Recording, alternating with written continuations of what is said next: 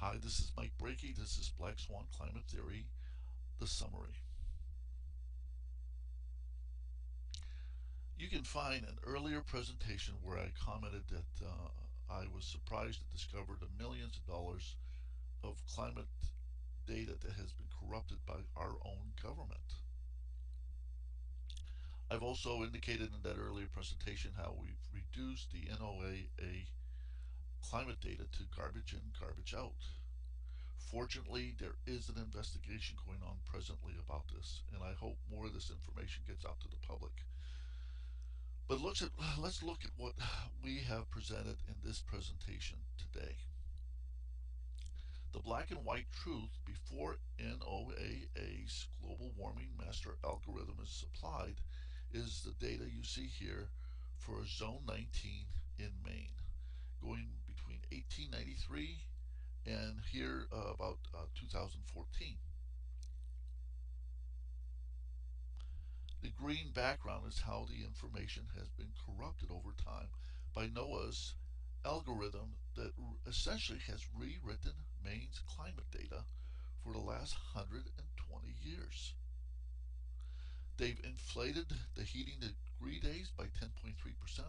That's almost 93,000 heating degree days.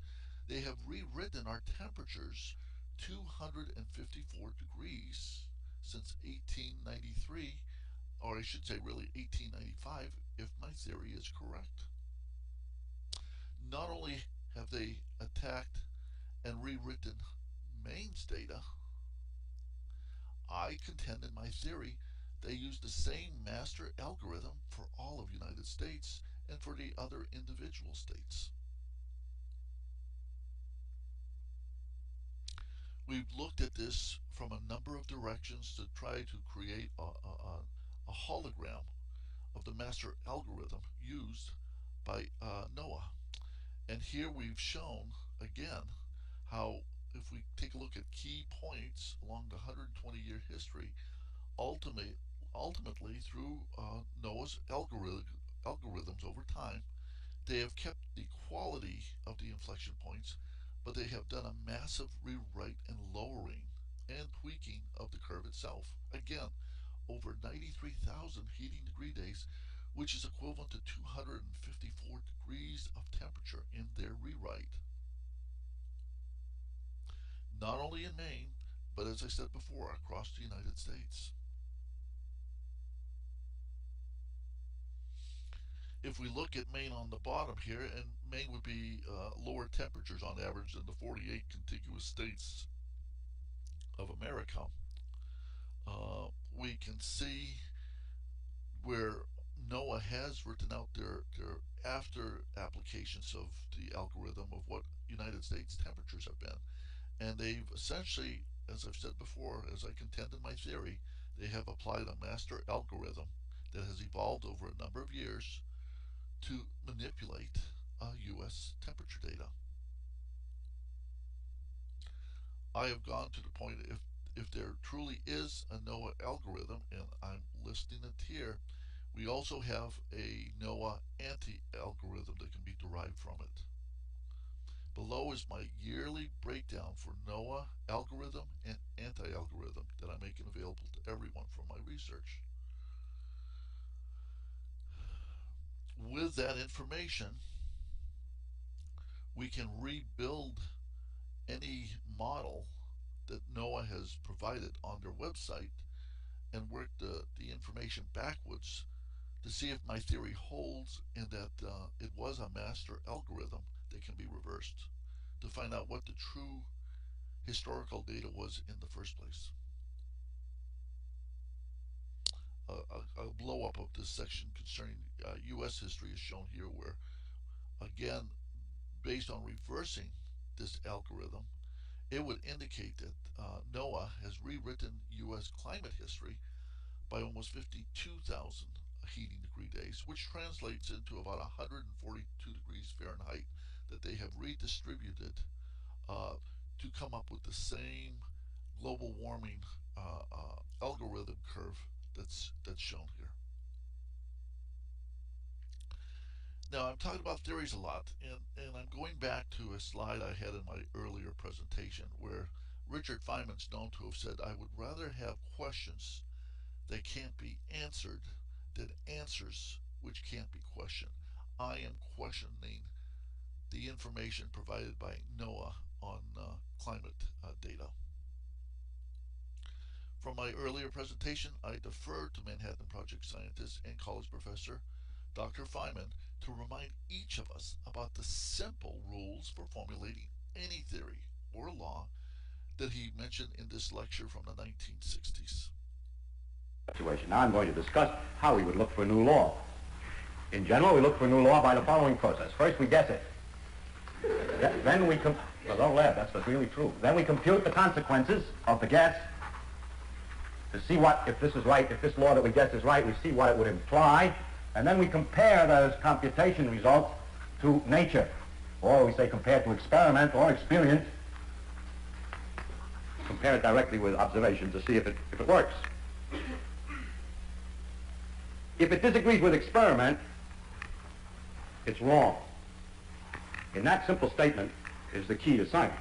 It doesn't make a difference how beautiful your guess is, it doesn't make a difference how smart you are who made the guess, or what his name is. If it disagrees with experiment, it's wrong. That's all there is to it.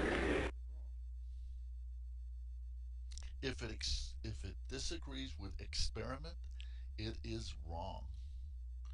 It is up to each of you to weigh the evidence and conclude if NOAA's theory of continued global warming meets nature or experimental observations. If you conclude NOAA has been repeatedly using computer algorithms to modify and rewrite past recorded climate history to achieve its findings, well then you know NOAA's work is fatally flawed. American exceptionalism, as I said in the earlier conclusion of the prior presentation, comes from true science. Observing nature as it is, not blinded by dogma, consensus, or what elites dictate nature should or should not be. True science captures nature's truths in a mirror that does not distort reality. Even when it comes to my theory, I suggest to all of you not to believe what I say, but to check out the evidence yourself. That's the true science. Maybe I have flaws. I would wager, I suspect, based on my theory, that if you have original climate data for your region, anywhere in the United States, possibly overseas in other countries, if you have the original data, you can apply NOAA's algorithm to see if it transforms that information into what you see from NOAA, or you can do the reverse. Use my anti-algorithm, take their data, run it through the anti-algorithm, and see if you come back to your original data. It doesn't matter if you have 10 years of history or 120 years of history. The anti-algorithm I put together is an array showing the percent for each year going back 120 years to be applied to the data you have. So I suggest and I recommend all of you to challenge my theory and see if it's right or not. So finally, I'll just say thank you for taking the time to review my observations, my claims, and my concerns. I was on the internet a few days ago trying to see if there was some video that might capture a theme of the contempt I have for what NOAA has done. And I did come across one item on the internet.